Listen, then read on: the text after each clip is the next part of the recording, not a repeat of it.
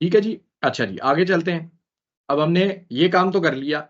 अब हमारे पास अगले स्टेप में क्या चीज है, उसने कहा है कि जनाब आपने इसको ना फॉर्मेट करना है as a fixed decimal number and then use the rounding tool to round to two digits.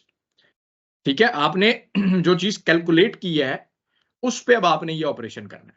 अब यहां पे थोड़ा सा एक चीज है जो समझाने वाली है, वो ये है कि ये कॉलम अब बन चुका है। ठीक है, अब ये कॉलम जो है ये बन चुका है। अब अगर मैं एग्जिस्टिंग कॉलम पे कोई स्टेप करूंगा तो फिर मुझे ऐड कॉलम में नहीं जाना।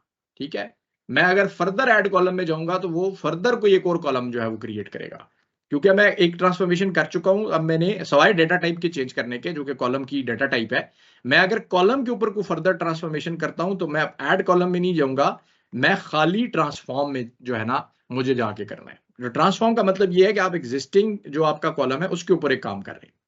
तो यहां पे अगर आप देखें तो यहां पे आपके पास एक ऑप्शन आ रही है राइट साइड के ऊपर, राउंडिंग की ऑप्शन आ रही है, ये वाली ऑप्शन। ठीक है जी, राउंडिंग की ऑप्शन आ रही है। तो राउंडिंग क्या होती है वैसे?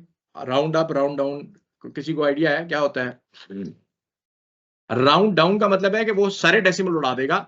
यहां से राउंड से आप इसको बताएंगे कि यार कितनी डेसिमल प्लेसेस पे आपने इसको जाके करना है। तो यहां पे हम बताएंगे कि मुझे 2 डेसिमल प्लेसेस चाहिए और आप कहेंगे ओके। तो जो ही आप इसको 2 डेसिमल प्लेसेस बताएंगे तो ये देखें इसने 2 डेसिमल प्लेसेस पे इसको राउंड डाउन जो है ना इसको उसने कर दिया। ठीक हो गया जनाब।